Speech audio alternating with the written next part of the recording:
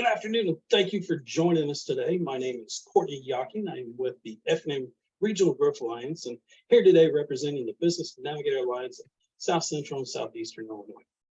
We have an excellent presentation stored for you today. May is Mental Health Awareness, which was designated by Congress back in 1949. And this afternoon, we are diving into this topic of mental wellness and its impact on your employees, your company, and your bottom line. We have assembled a panel of experts to guide us through today's discussion. And starting off, we have Lisa Ballinger, who is the mental health clinic specialist for the Sarah Bush Lincoln Outpatient Psychiatry and Counseling. And then we have Ashley Dillingham with the program director for the HSHS St. Anthony Memorial Hospital's Wound Healing Center. But first, I'll get started. What is the Business Navigator Alliance of Southcentral and Southeastern Illinois? Well, we are a 6-county regional collaboration working through the Small Business Community Navigator Grant. If you see to the side, the partners are Angela Griffin, holds together, Lori Miner with the Sullivan, Illinois Chamber of Economic Development, Risa Shaner with the Crawford County Development Association, Nora Swalls with the Marshall Area Chamber of Commerce, Bob Coven and Freddie Schmitty with the Paris Economic Development Corporation, and then myself, Courtney Yocking, with the FNM Regional Growth Alliance. This group is charged with professional outreach and technical assistance for local, state, and federal programs. And our mission is to ensure that small businesses in our region are competitive and applying for necessary resources. And our goal is to position you for success by accelerating business recovery and growth. If you see to the side of your screen, there's a map that shows where the Business Navigator Alliance is located. And just to remind you, today's webinar is part of a series of business webinars that we're hosting each month. And these webinars are scheduled for the last Thursday of each month. Now, this one is a week earlier than typical, but typically they are the last Thursday of each month. So please do mark your calendars and visit www.ilbusinessnavigators, that's navigators with an S, and sign up for our newsletter, stay informed. We also host various outreach events, office hours, and offer one-on-one technical assistance. So again, visit ilbusinessnavigators.com to learn more. And just to let the audience know today, we will post a recording from today's presentation and any additional supportive materials on the website as well. So without further ado, we'll dive into our presentations today. And first up, we have Lisa Ballinger. And Lisa holds a Master's of Arts degree in clinical psychology from Eastern Illinois University and is a licensed clinic professional counselor with more than 25 years of experience in the mental health field. Lisa began her career in county mental health, working as a therapist and outpatient program director of mental health, substance abuse, prevention, and crisis intervention services. She is the supervisor of the Sarah Bush Lincoln Outpatient Psychiatry and Counseling. Lisa oversees day-to-day clinical operations for 8 providers of psychiatric services, along with managing a staff of therapists, 6 clinical, and 6 office staff. She also continues to see individuals in need of follow-up who are recently discharged from the inpatient psychiatric unit or emergency. Lisa has a passion for helping others, whether it be linking individuals to appropriate services, counseling individuals to achieve their personal treatment goals, or supporting staff and providers in order to deliver the best possible consumer care. Lisa, we're glad that you're here joining us today. Are you ready for your presentation? I am, thank you. Good afternoon to all the participants, and thanks so much for having me today. I do need to let you know that my chosen occupation normally involves a lot more listening than it does talking, so please bear with me while we cover some background information. Hopefully the takeaway will provide you all with something useful for your respect. I was asked to speak today on the topic of mental wellness, specifically what is mental wellness and why is it so vitally important to our workforce. If we could look at the next slide, please. You will see a plethora of topics related to wellness. Essentially, what this slide demonstrates is that mental wellness can take on many forms and it means different things to different people. Most everyone places high value on physical health.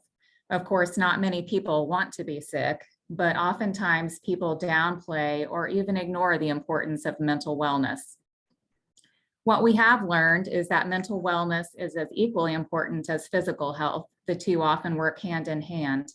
For example, if a person suffers from a physical ailment, but they have good mental health, think of people with positive attitudes or unfailing optimism, they generally experience a higher rate of recovery and face a smaller risk of their illness becoming critical or fatal.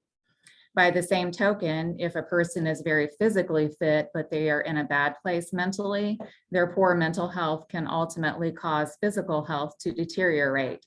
Think of someone that's under high stress and that causes an ulcer. To become more well-rounded human beings, our ideal goal, of course, is to strive for the best of both, the physical and the mental. Next slide, please. To adequately define mental wellness, I turn to the World Health Organization, who actually updated their definition in June of 2022. According to WHO, mental wellness is a state of mental well-being that enables people to cope with the stresses of life, realize their abilities, learn well, work well, and contribute to their community. We do know that mental wellness is more than just the absence of a mental disorder or disability. And we know that mental wellness does not just happen by itself. It takes patience, it takes dedication, commitment, persistence in order to achieve and maintain. Because we are all unique individuals, of course, everyone's journey toward mental wellness is going to look different. If we look at the next slide, we'll talk about some of the top challenges to mental wellness. In other words, what kind of problems can hinder our workforce? First and foremost, we have anxiety. In short, it's an anxious world that we live in today. Anxiety seems to be the #1 presenting problem among people seeking mental health services currently, and it includes everything from general overwhelming worry to social anxiety to panic disorder to health anxiety. A little anxiety is normal for people. A bout of nerves can actually enhance performance in some situations. However, significant anxiety can lead to development of serious physical problems, resulting in long-term consequences. Depression is another top mental health concern. Depression can be clinical in nature, referring to a chemical imbalance in the body, or it can be situational, meaning a temporary condition that's related more to a person's environment or their current circumstances. Relative to the pandemic, which we will address in more detail in some later slides, we know that the risk of depression and suicide increased. The full extent is not yet known, and I do expect we will see focused studies on these topics for years to come. Loneliness is a third issue. Loneliness is not the same as social isolation. It can occur as a result of isolation, and it certainly did for many people during the pandemic, particularly the elderly population, I think. But it's more about how you perceive your level of connectedness to others. For example, someone who is socially isolated with few contacts may not feel lonely at all. In other words, they enjoy their solitude. Whereas you might have others who feel lonely even if they're surrounded by a room full of people. Fourth, we have financial stress. Financial stress can include work layoffs, total job loss, family struggles over money, businesses closing, and higher cost of living or inflation. Declines in mental health are closely intertwined with financial stress. Poor mental health clouds thinking and judgment. It leads to impulsive decisions, times where people ignore bills. It can even result in financial ruin. Poor financial decisions or inability to manage money can worsen depression, anxiety, relationship issues, legal problems, and so on. Another prominent issue is grief and loss. And in thinking about grief and loss, we must think not only in terms of death, but also loss of jobs, loss of relationships, even sometimes loss of equilibrium. Too much uncertainty can be traumatic and it can throw a person off balance. Grief can have long-term effects on a person's overall mental health. Studies have shown that those who experience significant loss in the last year are at higher risk to develop anxiety and/or depression than those who have not experienced loss. Finally, substance abuse can make mental health problems worse. It can increase symptoms or it can trigger new symptoms. It can interact with medications, rendering them less effective and delaying a person's recovery. Of course, and as you may guess, many individuals present for services with more than one of these issues, many of these issues, or even all of these issues. It compounds their symptoms and it complicates their recovery. The good news is that these conditions are highly treatable. And if you know someone that is suffering, please encourage them to seek help, as early intervention will vastly improve their chances of recovery. If we could look at the next slide, we will talk a little bit more specifically now about the results of the COVID-19 pandemic. COVID-19 forced us all to wear masks, cancel special occasions with our loved ones. It forced us to work remotely, learn remotely. It subjected many people to serious prolonged illness and sadly death in some cases. So what do we know about the after effects of such major life stressors that were forced on us all without warning?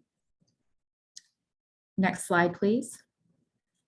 There was a study from the Harvard Business Review that looked at participants who reported declines in both mental well-being and workplace well-being. Some people use the term burnout to describe what they were feeling. It should be noted that this survey was conducted early in the pandemic in the fall of 2020. Given that the pandemic continued over a period of 3 years and is just now officially ending this month, I have no doubt that many have suffered even greater turmoil. There are a number of populations that, according to research, have been shown to be the most vulnerable during the pandemic. Those included individuals from racial and ethnic minority groups, mothers and pregnant individuals, those with housing and/or financial insecurity, children, individuals with disabilities, anyone with pre-existing mental illness or substance use problems, and last but certainly not least, healthcare workers. I have seen some very new research that is suggesting young people have been the hardest hit by COVID. Some of the reasoning is due to them being at an impressionable age with not as many resources as those older, well-established individuals. It has also been noted that adolescence is a critical time to learn a positive work ethic, and that learning was interrupted or in a sense derailed by the COVID-19 pandemic. If we could look at the next slide, I briefly wanted to mention some interesting research by WashU showing the lasting impact of COVID-19. I'm not going to talk specifically about physical problems, that's not my area, but I have known many individuals that have struggled with lasting symptoms. Sometimes these are referred to as long COVID or post-COVID syndrome symptoms. And these have continued well after their initial illness began. I think we will continue to see new research on this topic for years to come. This slide clearly demonstrates the vast number of complications being linked or suspected of being linked to COVID illness. Impaired mental health is certainly a part of this lasting impact, and there is some other research that has raised additional concerns not listed on this slide, things like brain fog and increased suicidal behavior that's being linked to post-COVID syndrome. In addition, there is also the thought that survivors of COVID-19 who do not have post-COVID syndrome may have elevated suicide risk. Again, there are more studies to come on this critical topic. We could go to the next slide, back to our study from Harvard Business Review. People reported declines in general well-being, and these included deterioration of their mental health, lack of separation between home life and work life, reduced social interaction, and trouble meeting basic needs. None of these are too surprising. If we could look at the next study, or I'm sorry, the next slide. In the same study, people reported declines in workplace well-being that included, again, no balance or separation between their home life and their work life, increased pressure to produce, little respect for time boundaries, lost connections with their coworkers, and challenges with technology. Again, I don't think any of these are surprising, but what is more telling and even more concerning are some overall results that I recently read. According to a March 2022 US News and World Report article, there are 4 million more jobs than workers. Employees are quitting, and companies cannot find replacements. I suspect many of us on the call today have experienced this issue within the last 3 years. We also know that employees who lack mental wellness are less productive. According to World Health Organization, these employees are more likely to miss work and they're more likely to job hop.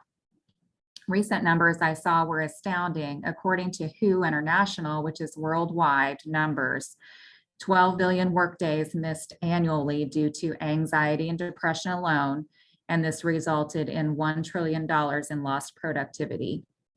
They also estimate turnover is equal to 6 to 9 months of an employee's salary or wages.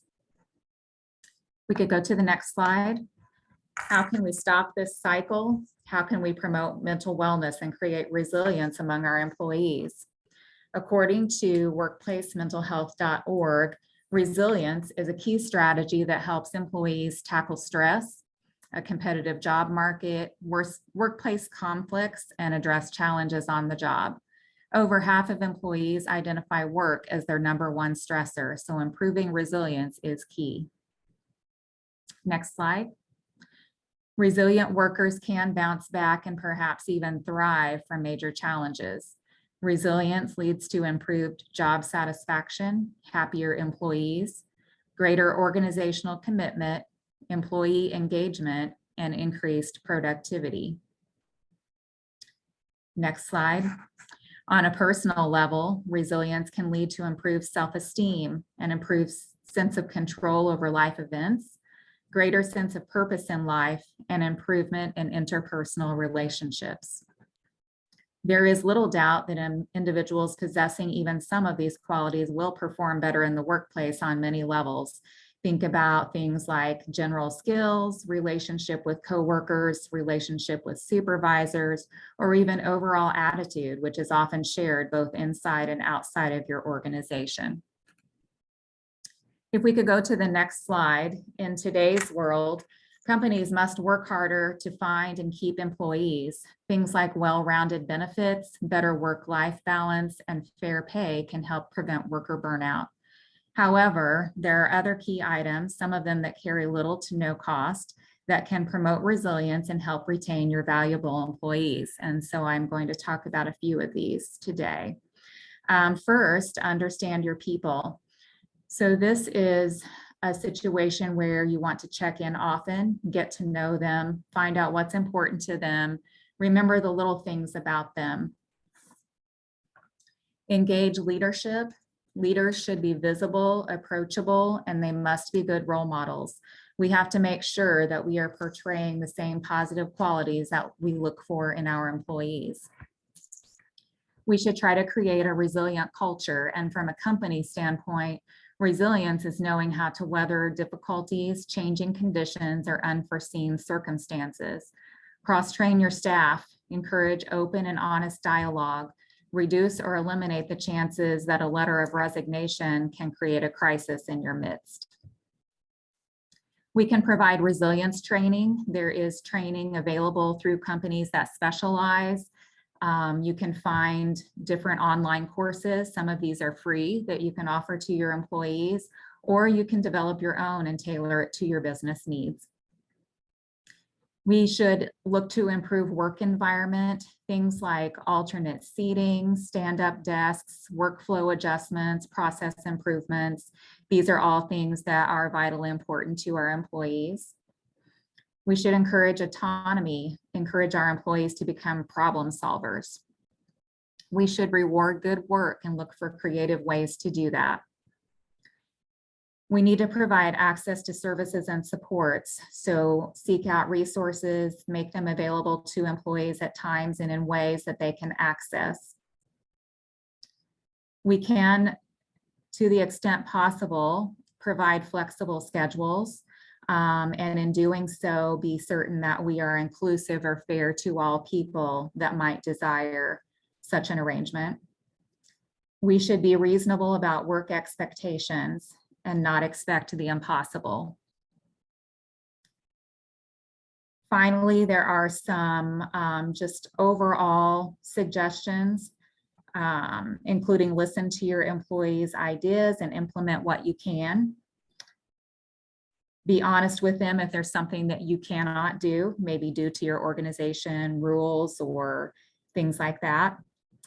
We should address underperformers, and because these are people that drag down morale and they cause your high performers to leave sometimes. Above all, we want to avoid the pitfall of making promises that we cannot keep.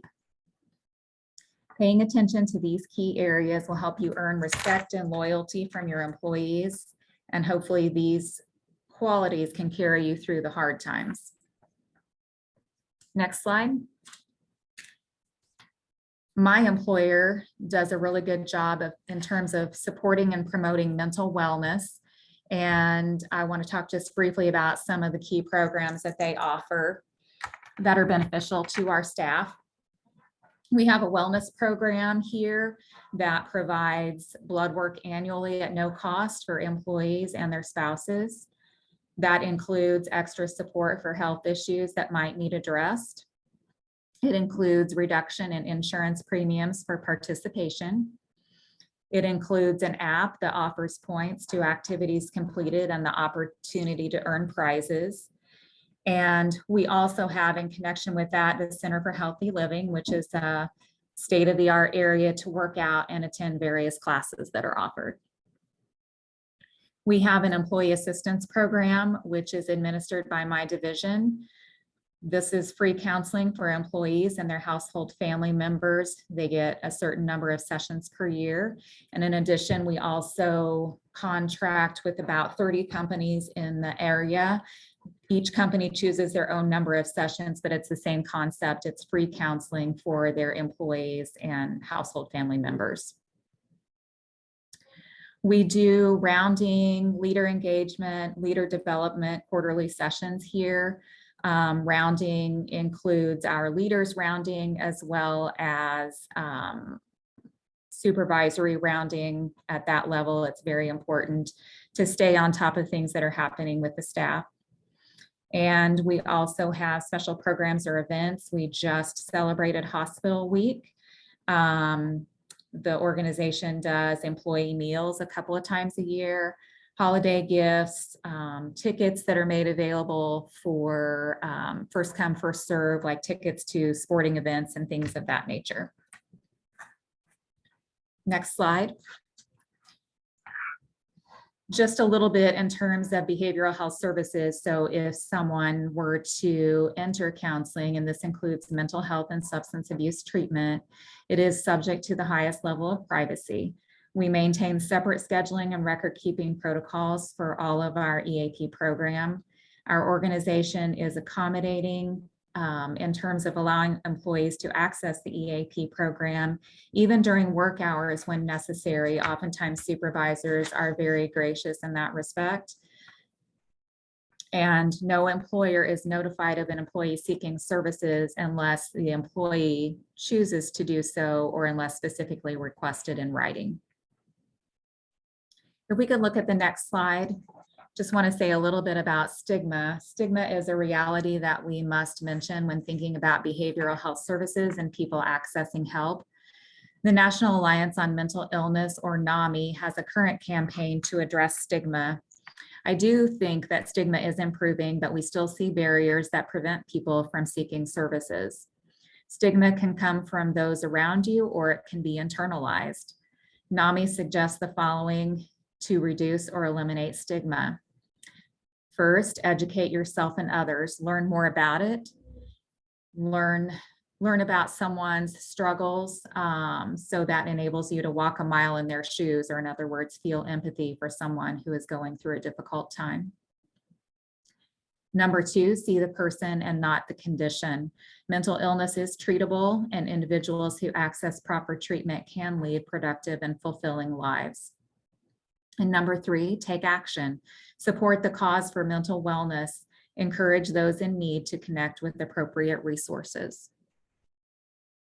On the next 2 slides, you will find some resources for mental health services in your respective communities, as well as some online information and recommended reading that could be beneficial for you and or your employees. Thank you for your time. And now I will turn things over to our moderator to introduce my co-presenter. Excellent presentations. My goodness, what a impactful, informative presentation. And thank you for bringing up the Harvard Business Review article. That's steady. And did you know it was 1 billion in lost activities? Is that what that figure was, or was it 1 trillion? What was that number? It is $1 trillion lost, 12 billion workdays missed annually due to anxiety and depression. Wow. That is according to that's very impactful. Yeah. Sorry, go ahead. That is according to WHO worldwide, World Health Organization worldwide numbers. And thank you for doing that for us, and the benefits to the workplace and the personal relationships as well towards mental health awareness, and the tools to that can be utilized, and the real world examples. Sarah Bush Lincoln. So really enjoyed the presentation. Thank you for providing that to us today. And just a quick reminder, if you have any questions for Lisa, or if you have any questions for Ashley, we're getting ready to get into her portion of the presentation, please put them in the chat. And we'll save the questions towards the end when we have a Q&A section. A copy of this copy of the presentation slides, a link to the recording, any supplementary materials will be sent out to those that have registered, and those that are in attendance today as well, following up next week. So if you're scribbling down notes like myself, and Lisa did an excellent job that we could follow along, but if you wanted to go back and review something, we'll have that opportunity. You'll get that in an email, and then the recording and the slides and supplementary materials will be on the website as well with ilbusinessnavigators.com. Our next presenter is Ashley Dillingham. Ashley is a licensed social worker who currently serves as the director of the Wound Healing Center at HSHS St. Anthony Memorial Hospital. She received her bachelor's degree help me out here, Ashley. Sorry. In anthropology, sociology, and religious studies. And I worked on that earlier. I'll tell myself I tripped up earlier on that too. Well, I do apologize, but I tried my best. From Rhodes College in 2006, and her master's degree in social work from the University of Tennessee in 2008. She has worked in healthcare leadership since 2018. She started her career working in foster care, and has also worked in direct care and outreach roles as a social worker in home care, hospice, inpatient, and emergency department settings. Ashley, we're excited that you are here with us today, and looking forward to your presentation. Are you prepared? I am. Thank you so much. I appreciate the opportunity to speak today. And once again, Lisa, fantastic job setting the groundwork here and giving some details. So some of the things that I speak about will be reiterating some of what Lisa said, but I really feel that this topic is important for us to address. I'm very passionate about it, not only because of my education and experience in social work and seeing the outcomes of stress on people and their ability to not only find jobs, but to keep jobs, but also as a leader and leading departments in a hospital setting through COVID. This has made this topic all the more near and dear to my heart. So if we can go to the next slide. So we have some more statistics here for you, but I thought that this was some good information to present. So the Centers for Disease Control in June of 2020, and so this is at the very beginning of COVID, 31% reported symptoms of anxiety or depression, 13% started or increased substance use, 26% experienced stress-related symptoms, and 11% of the people surveyed had serious thoughts of suicide in the last 30 days. And then the 2021 Community Health Needs Assessment for Effingham and Jasper counties. The thing that I found most interesting about this study is that the ER visits for anxiety-related disorders in Effingham County are at 60.94 per 10,000, while the rate for the state is 36.91 per 10,000. So nearly double of the state rate is where Effingham County is at. And one of the things that probably contributes to that and contributes to the higher rate in the surrounding counties as well is that being in a rural area, while we do have some fantastic resources, which Lisa pointed out, we do tend to have less resources. They're also, according to the National Institute of Health and the National Library of Medicine, is significantly more stigma related to mental health in rural communities versus urban communities, in large part because when you're in a rural community, you have less people and there's the fear of, the lack of anonymity is a concern. Although, as Lisa did point out, and I'm so glad she did, if you do see a mental health professional, we are required to keep everything confidential, except in the case of if we feel you're going to be a danger to yourself or others, in which case we help to, pursue further care. But we can't talk about you in the grocery store. We can't talk about you at church. We can't do those things, but there is still a lot of stigma related to that. And also to just being able to admit that you are struggling is particularly hard in cultures where we've been taught, to pull ourselves up by our bootstraps. You make it through the day. I work in a wound care center. I can tell you with certainty that during planting season, our wound patient numbers drop because the farmers are staying in the field until planting is done. And then we see an uptick as soon as everything is done in planting, then we start to see more patients because they are going to stay out in the field to complete what they need to complete to make sure that they're providing for their families and for their communities. Next slide. So additionally, the U.S. Department of Health and Human Services conducted this survey in 2021, which I think is an interesting contrast to the one in 2020, because obviously we've made it through more of COVID at this point. So 76% of workers report at least one symptom of mental health conditions, which was an increase of 17 percentage points from 2019. 81% of workers are looking for workplaces that support mental health, and 84% reported at least one workplace factor that had a negative impact on their mental health. Next slide. So as Lisa touched on earlier, there are a lot of things that can happen if we do not support mental wellness and if mental health is not addressed in the workplace. And it really is a cycle. So you have, increased absenteeism. Once again, that phenomenal stat that we just highlighted, again, about the number of hours missed, and then also the lack of revenue. You have increased turnover, which then of course increases our costs as businesses because it costs more to train somebody new every couple of weeks or months than it does to keep your colleagues engaged. Accidents are more likely to happen if somebody is depressed or anxious, if they're struggling with other thoughts. Next one, Courtney. Thank you. Because that's okay.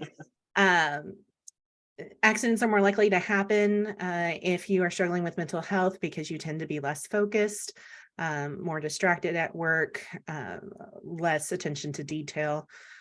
Your physical health worsens, once again, as Lisa touched on in that slide, where it highlighted the different physical ailments that can happen, potentially from mental health struggles. And then that in turn increases the absences. So we go right back up to the increased absenteeism and then the increased turnover. And then also, the productivity loss or delays as you're trying to retrain people, as you're trying to keep your staffing up, you're losing that productivity when you have a higher number of employees in orientation. Next slide. So what are employees looking for, especially in the wake of COVID and what, they're calling in the media the Great Resignation? 70% of workers believe their employer is more concerned about mental health of employees now than in the past, which is a great statistic. I love to see that we're improving in that area, but obviously we want to see that even higher. And 81% of people said that they'll be looking for workplaces that support mental health in the future. So what are some things that employees are looking for? We're looking for flexible work hours, workplace culture that respects time off, going back to, Lisa highlighted, respecting boundaries. If it is not work time, do not be reaching out to those people. Choosing the ability to work remotely, and also if you have the ability to offer a 4-day work week, that's also very appealing. Next slide. So this is from the Department of Health and Human Services, and it's the 5 essentials for workplace mental health and well-being. And I'm going to highlight just a couple of things here, but then on the next slide, you'll see that we married these 5 essentials with the 10 items that Lisa spoke about earlier. So your 5 essentials are protection from harm, connection and community, work-life harmony, mattering at work, and opportunities for growth. So protection from harm, your employees are looking for a place that feels safe to discuss their mental health. They're also looking for a place that's safe to work, where they do not feel that they are in physical danger, where they do not feel they're in psychological danger, where, trying to eliminate, as much burnout as we are possibly able to do, making sure that they feel that they are capable of getting rest during the day, whether that's a 15-minute break, if they're able to leave for their lunch, even if they can just take a walk outside. Those are some options, to help them feel more rested and more engaged. Once again, normalizing, focusing on mental health, making it a normal and a safe thing to talk about. And then operationalizing DEI, diversity, equity, and inclusion, and accessibility norms. The connection and community, it's all about having trust within your departments, within your business. So do your people trust each other to do the work, whatever that is? And how do you exemplify that, or how do you communicate that? How do you ensure that your teams understand what's important within your workplace culture, and that everyone needs to strive towards that common goal? So one of the things that we have here at HSHS is we have 4 core values, and that's respect, care, competence, and joy. And if you speak to any colleague who is here, they should be able to tell you respect, care, competence, and joy, because we have it not only all over the hospital, but we give awards specific to those 4 core values. We talk about those core values and how it relates not only to our care of patients, but also our care of our coworkers, leaders of their employees, and also of our community. So, tying those values that you have, stated in your work environment are important to your business, tying that to concrete things, concrete ways, acknowledging people. So we have a acknowledgement program here where leaders can give out points for exemplifying a value. And then after you earn so many points, you can redeem them for gift cards, or, a kitchen stand mixer, or tickets to the movies, things like that. We're able to tie, what somebody has done directly to one of those core values to reinforce the importance of those.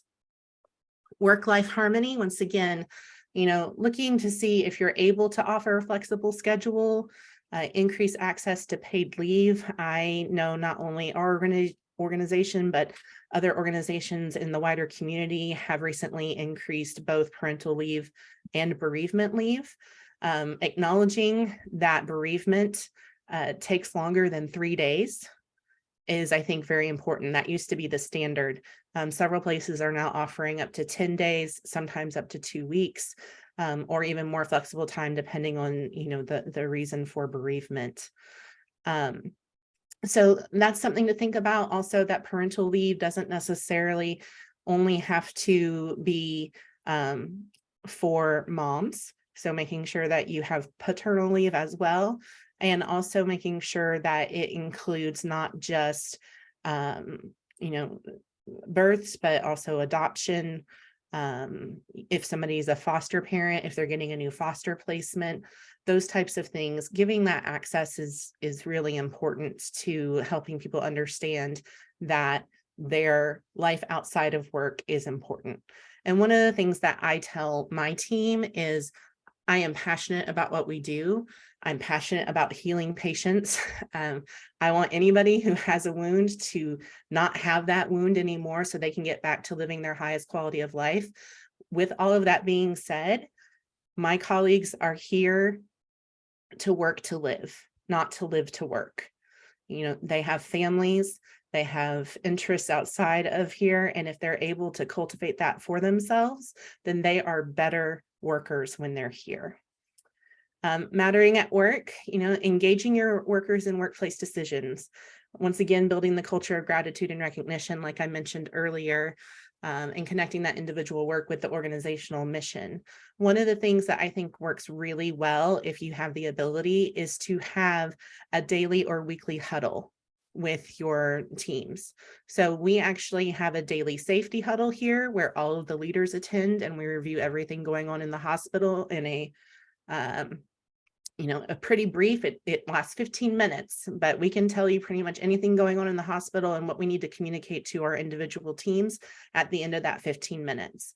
And then I do a weekly huddle, and I make sure that at that weekly huddle, I communicate not only what I've learned from that daily huddle each day of the week, but also what colleague engagement events we're having so that they know what's coming up, what's available to them. What kinds of things are going on in the community, different things like, if we've been mentioned in the media, or if there's a marketing piece that's really exciting for us, because having their work recognized in that way is really beneficial.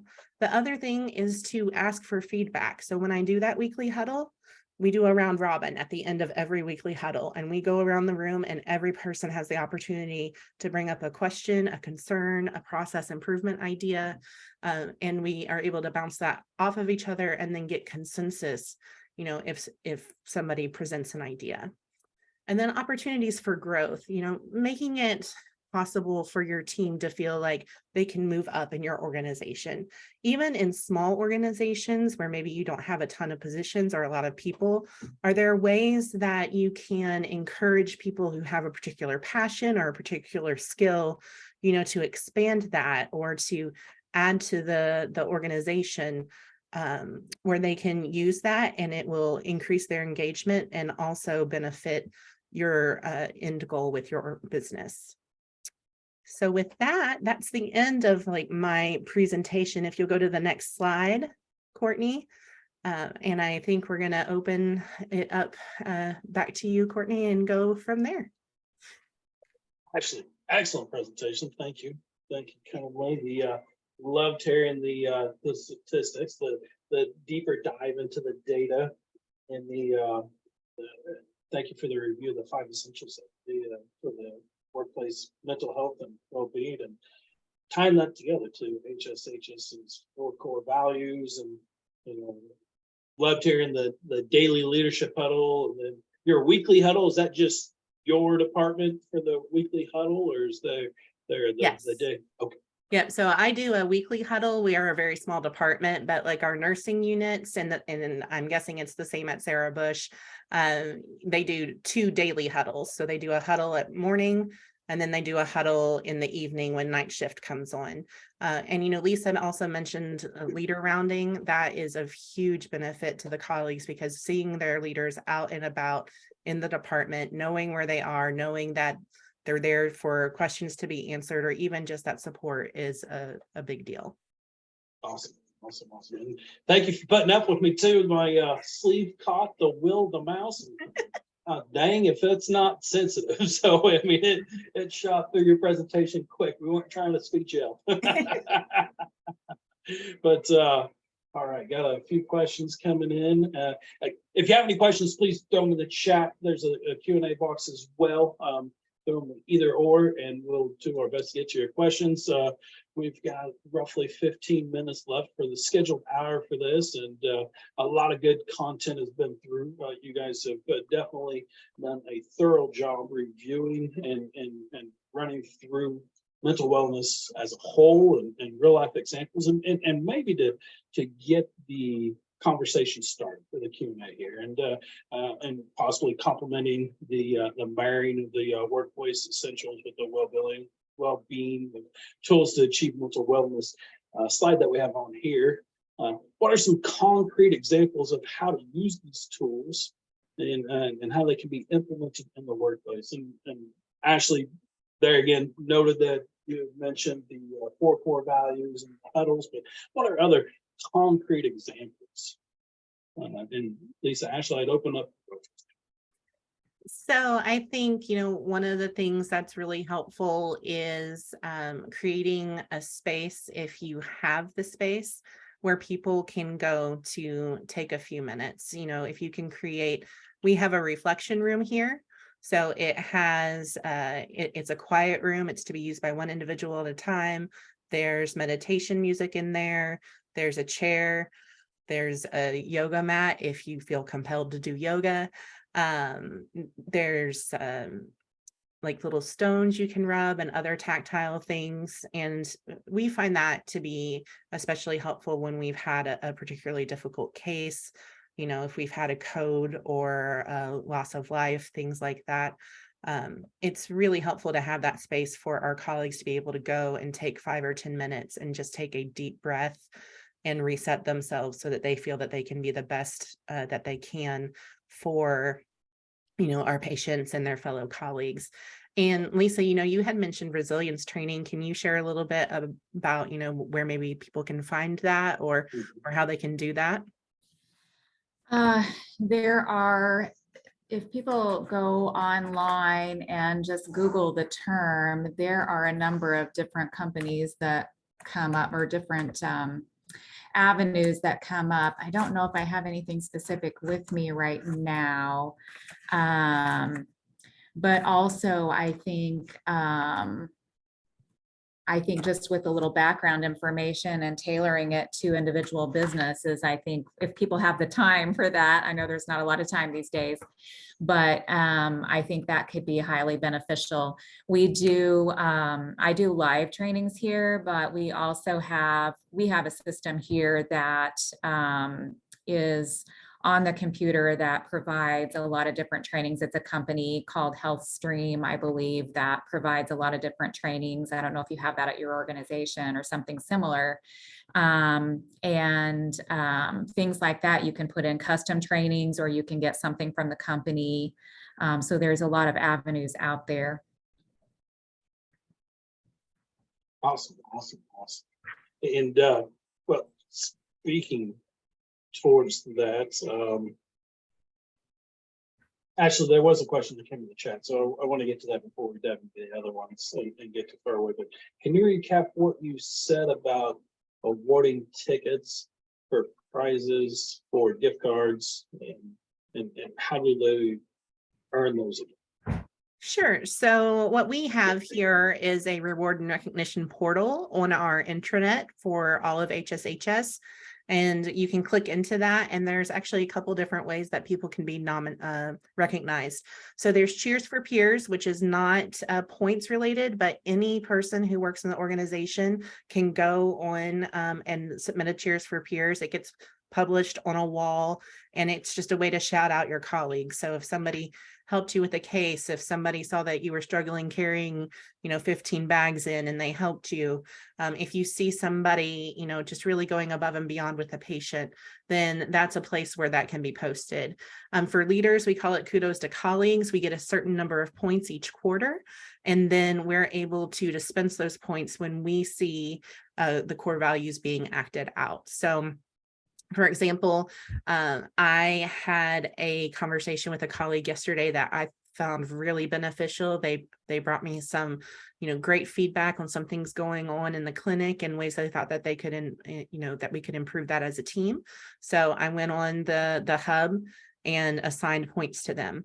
So then in their account, they accrue those points, and then HSHS has this agreement with several companies where they can go in and redeem those points for things like gift cards to Apple, Amazon, movie tickets to our local theater, or, items that they can use in their home, like a KitchenAid mixer and things like that. So that's how we do it here. But even finding a smaller way to do that, in-person acknowledgement, I have found, is so impactful. So even when I do that online, there's a certificate I can print. So I'll print that certificate and I will go hand it to the person I'm giving the points to, and let them know that they're being acknowledged and why I'm acknowledging them and thanking them for what they've done. Just saying thank you, or using a greeting card, writing a card to somebody and telling them, what they're doing in the workplace is impacting your clients or impacting the rest of their colleagues. People just want to be recognized, and there's so many different ways you can do that, regardless of your budget. We have a similar program here called Bravo. And so all of our employees, when they start with us, fill out a sheet that has some of their favorite things on it and how they like to be recognized. So we know that up front. And then any patient or coworker can nominate someone for Bravo Rewards. And as leaders, we get a certain way to order gift cards every year, and we can use those as we see fit.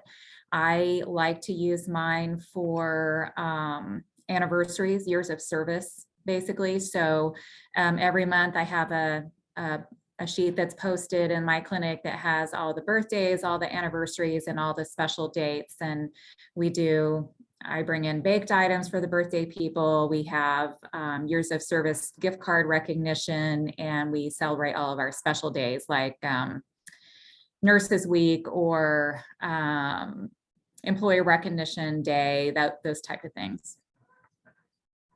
Awesome. And Lisa, you read my mind. I was going to ask you what you guys did as real world examples too, which I think is very helpful for somebody that is listening to this either live here or recording later, to be able to consider some of the things that other employers are doing, and maybe something they hadn't contemplated in the past. So thank you for sharing with that. Do you want to continue on? Here is the contact information for both Lisa and Ashley, and I'll leave it up here just shortly if you want to jot down a quick phone number or the email address. We will send out a copy of the slide, so you will get a copy of it. If you are listening to this currently or watching the recording, you can always pause it as well. But at least want to provide that contact information. We've had a lot of good questions come in, and we'll continue on with the questions. And I think go ahead and jump out of the sharing the screen to make it a little more interpersonal for the Q&A section. Had a really great one come in through the chat, and a few towards management, so and with supervisors, and maybe we'll jump into that, and then we'll run over back to the chat. But two together, are there mental wellness red flags that managers should be aware of, and if yes, what are the most common ones? Lisa, do you want to start with this one? Sure. I think one of the main things is just someone that's acting kind of, for lack of a better term, off their game, basically. And this is the importance of rounding and being very familiar with your staff and how they interact with you and with other people, so that you notice these things right away. And if someone's acting a little bit different and I know something's bothering them, I will go right away and try to find a private location to talk with them and make sure everything's okay, or if there's anything that I need to help with, that type of thing. Ashley, anything to add to that? I would agree. I think if you ask somebody or if you notice somebody deviating from their normal actions or attitudes, that's certainly a red flag. I also, encourage colleagues to, if you see something, say something. So Mhm. maybe, I'm not always out in the clinic. Part of my job is marketing to the community. So with me not being here all the time, I do have to rely on my team at times if something comes up, if there's a concern, that they, feel comfortable coming to me. So making sure, like Lisa said, that you've built that level of trust with your team where they feel like they can be open with you. If you start to see more increased absences, somebody who is coming in late or having to leave early a lot, maybe taking a longer lunch than they used to, those types of things would be a red flag. And then also just the productivity. So if if you have somebody who's always been a steady worker, who's always, completed their commitments, and now they're turning things in late, or they're not turning them into the, level of what you're used to seeing from them, I would say that those would be red flags as well.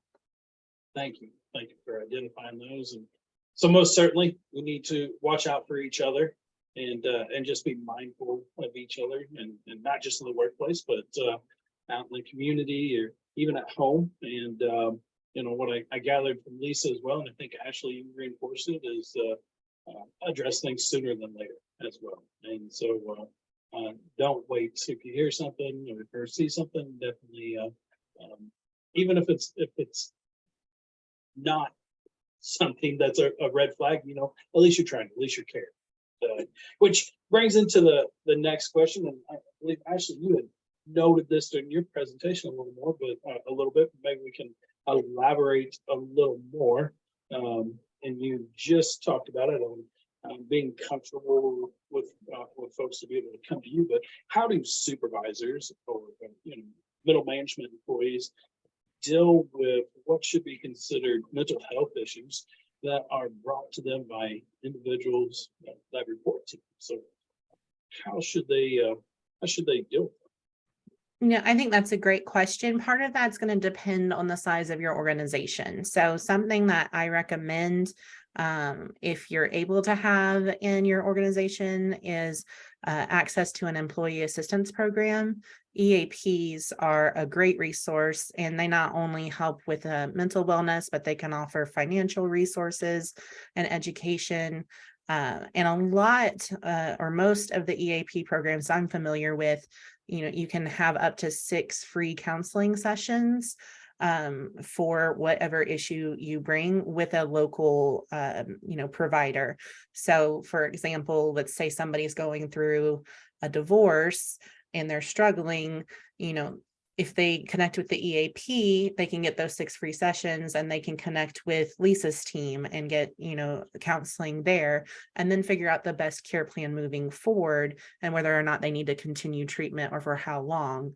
I would say, outside of that, always, make sure if you have a human resources department that you're communicating with them, because they often have resources available. And, there are also options for leave if necessary for people who may be struggling with mental health or wellness.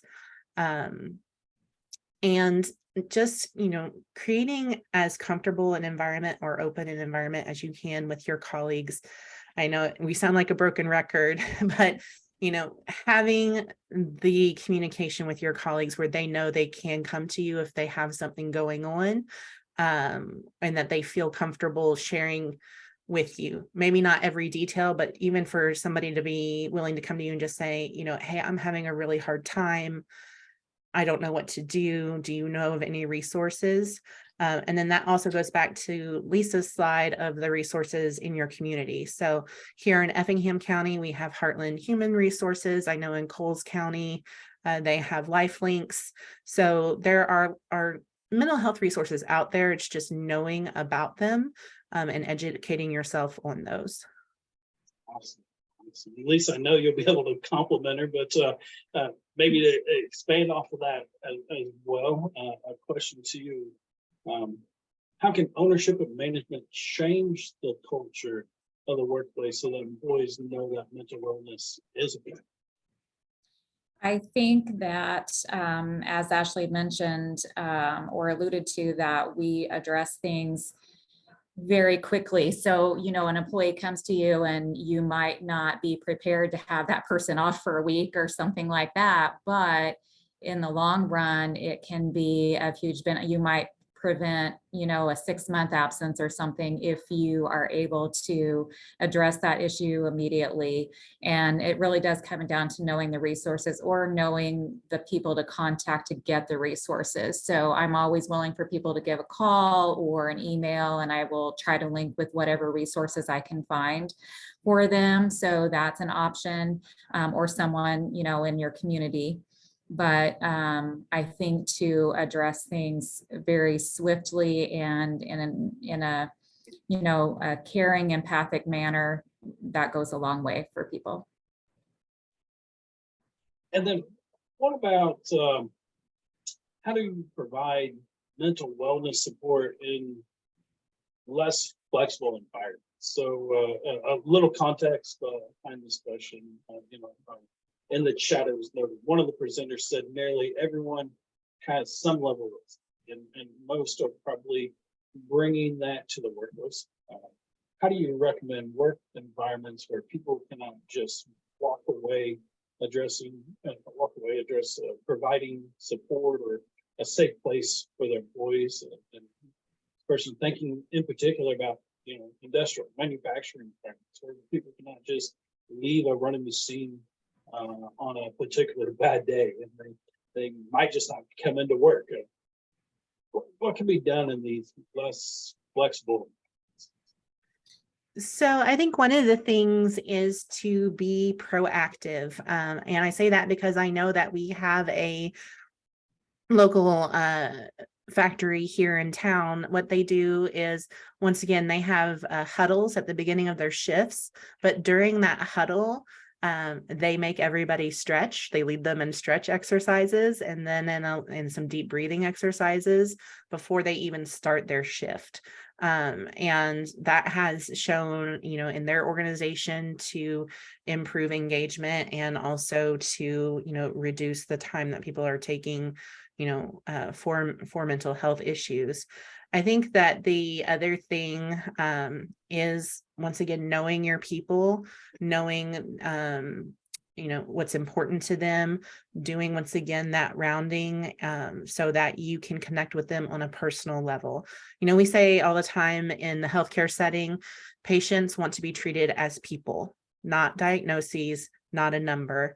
And it's the same for clients. It's the same for employees. They want to know that you know who they are, that you're not just a cog in the wheel for them. And, just full transparency, healthcare, everyone had a very hard time during COVID. Okay. Healthcare, especially, we had a lot of challenges with COVID, trying to implement safety protocols, making sure that we had the appropriate staff. Are we ever going to have enough supplies? How do we keep our people safe while also treating the patients that need to be treated? So we do a colleague engagement survey here every year. And I'm sure nobody is going to be shocked to hear me say that in 2021, we had our lowest colleague engagement scores ever. I want to say it was like in the 20th percentile. Okay, very, very low. We also had the highest rate of turnover that we've ever had at St. Anthony's.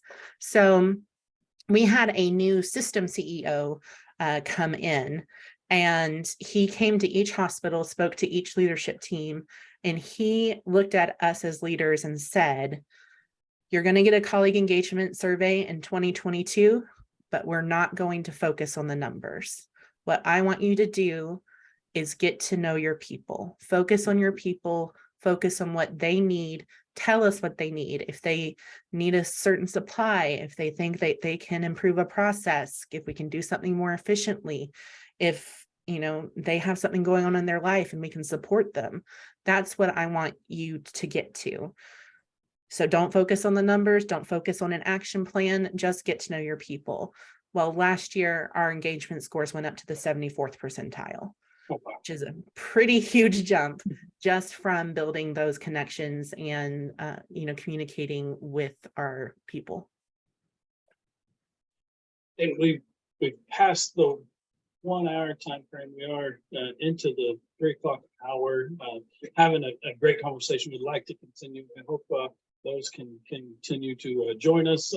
There again, next week, a copy of this recording will be sent out. So if you've got to leave, definitely understood. We are during the workday in the afternoon, but you'll get a copy and be able to catch up. And just wanted to make that note there.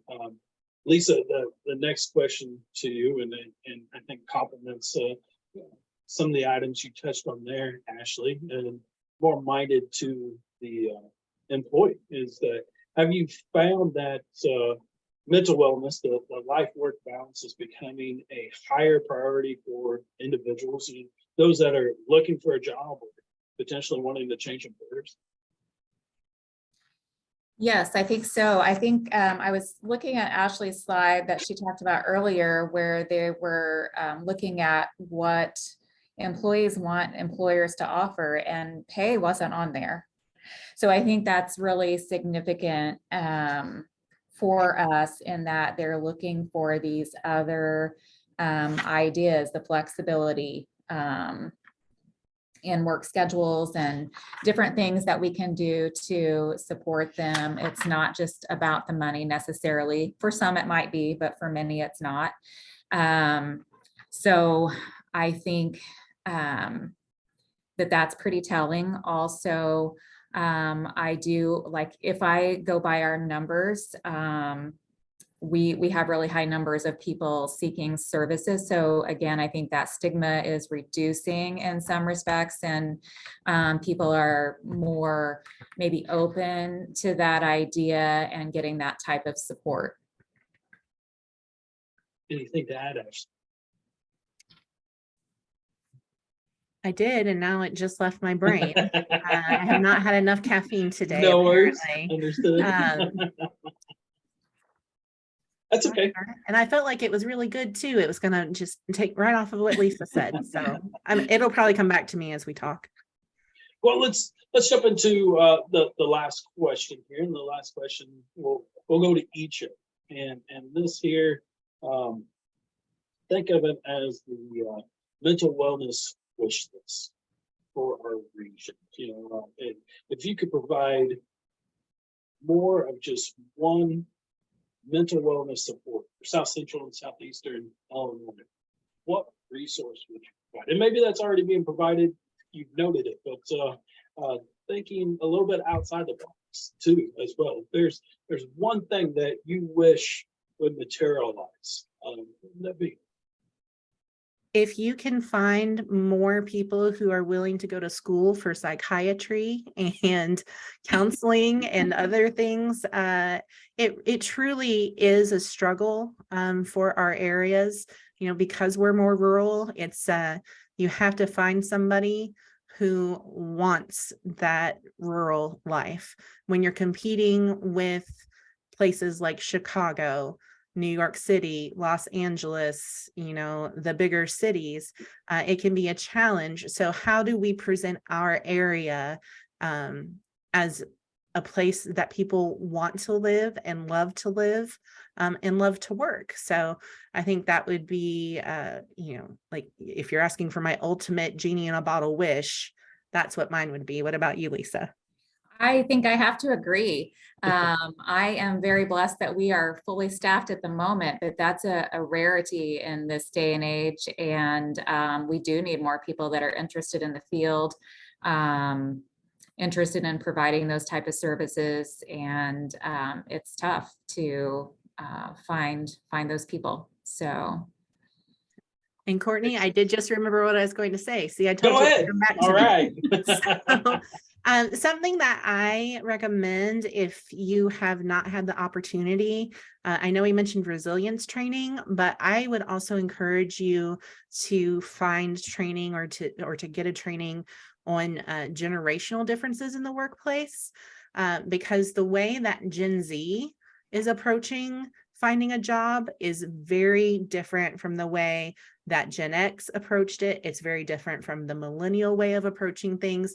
It's very, very different than the silent generation, and baby boomers. So I think understanding once again what is appealing to those different generations, and then also those generational trainings often include how to communicate with the generations that are different than the one that you're in.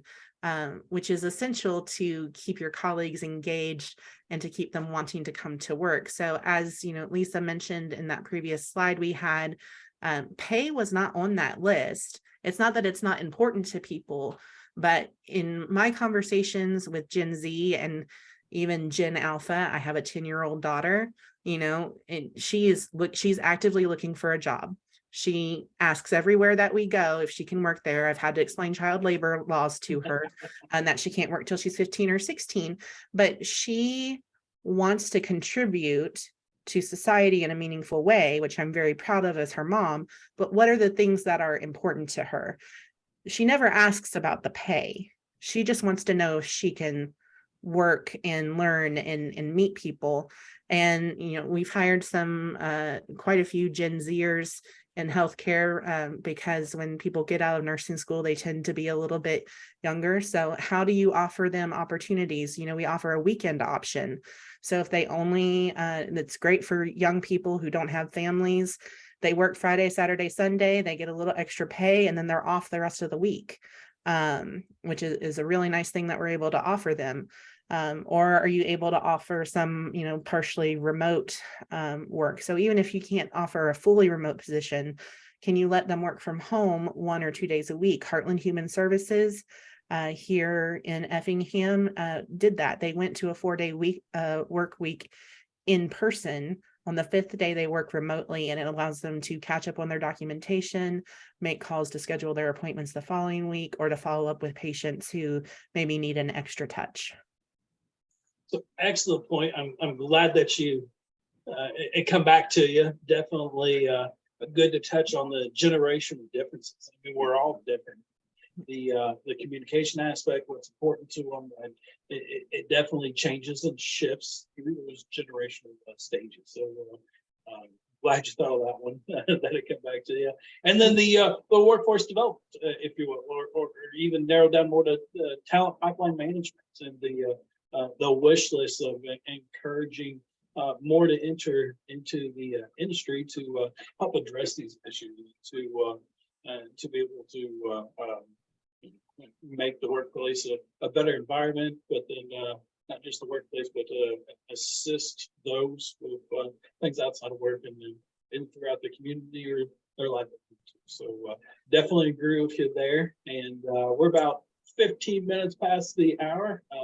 That was the last question that we had. So I think we'll go ahead and close today. A big thank you to Lisa and Ashley here for not only their willingness to present to us on this topic, especially during the month of May, quite fitting for the month of May with the mental wellness, but really educating us and providing some real life examples, providing a lot of input from data and statistics and how mental wellness affects everybody, how it affects your employees, and ultimately how it affects your business too. So definitely covered a large gauntlet of topics and areas of discussion, and very thankful for the both of you for presenting.